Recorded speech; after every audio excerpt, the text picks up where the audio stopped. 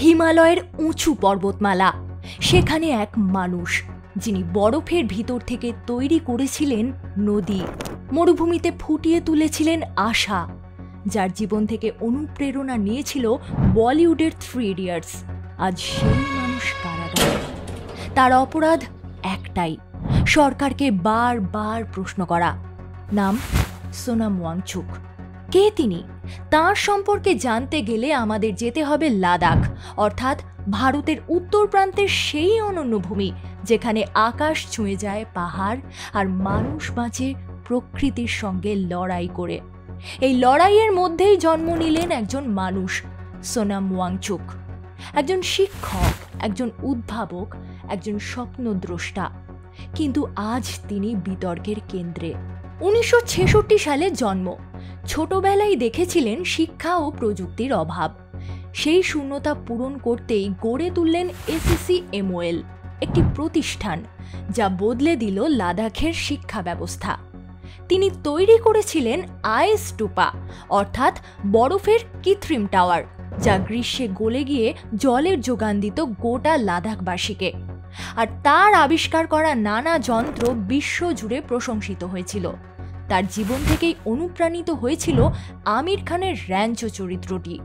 কিন্তু সবকিছু পাল্টে গেল 2019 সালে, যখন জম্মু কাশ্মীরের পুনর্গঠন বিল লাদাখকে দিল কেন্দ্রশাসিত অঞ্চলের মর্যাদা।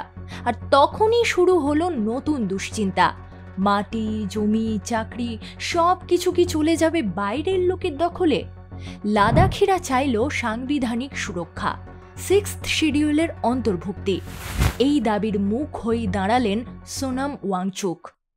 সেপ্টেম্বর 2025, লাদাখের রাস্তায় তখন দাবির আগুন জ্বলছে। লে শহরে সংঘর্ষ, ভাঙচুর, গুলি, 4 জনের মৃত্যু। আর সেদিনই গ্রেফতার হলেন সোনাম ওয়াংচুক।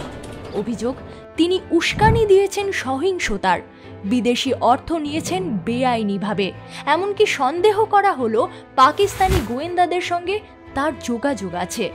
সরকার তাকে আটক করল কঠোর ন্যাশনাল সিকিউরিটি অ্যাক্ট বা NSA-তে।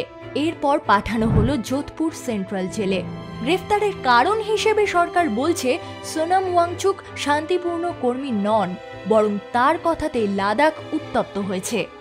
সরকারের এই স্বৈরাচারী মানসিকতার বিরোধীরা বলছেন এটি আসলে একটি রাজনৈতিক প্রতিশোধ। একজন পরিবেশ কর্মী যিনি মানুষকে জাগিয়েছেন, যিনি পাহাড়কে বাঁচাতে চাইছিলেন, তাকে চুপ করানোর জন্যই এই গ্রেফতার। মানবাধিকার কর্মীদের মতে একজন শান্তিপূর্ণ আন্দোলনকারীকে জাতীয় নিরাপত্তা আইনে আটক করা মানে গণতন্ত্রের কণ্ঠস্বর দমন। এ ঘটনা শুধু একজন মানুষের নয়, গোটা লাদাখের ভবিষ্যৎ নিয়েও প্রশ্ন তোলে। যেখানে সীমান্তে আছে চীন ও পাকিস্তান, সেখানে আভ্যন্তরীণ অস্থিরতা মানে কৌশলগত ঝুঁকি। তাহলে কি এই কারণেই সরকার এত কড়া অবস্থান নিচ্ছে, নাকি সত্যিই জাতীয় নিরাপত্তা বিপদের মুখে? সে উত্তর সময় দেবে। তবে বলা বাহুল্য, সোনাম ওয়াংচুক একজন শিক্ষক, একজন উদ্ভাবক, যিনি মরুভূমিতে বয়ে এনেছিলেন বরফের নদী। আজ তিনি বন্দী। ইতিহাস ঠিক করবে তিনি ছিলেন অপরাধী নাকি সত্যের যোদ্ধা, যাকে চুপ করিয়ে দেওয়া হলো। তবু একটা প্রশ্ন রয়ে যায়, গণতন্ত্রে কি আর ভিন্ন মত বলা নিরাপদ? আপনার কি মত? সোনাম ওয়াংচুক নায়ক নাকি জঙ্গি? কমেন্টে জানান আর ভিডিওটি শেয়ার করুন, কারণ সত্য চাপা পড়ে গেলে ভবিষ্যৎ অন্ধকার হয়ে যায়।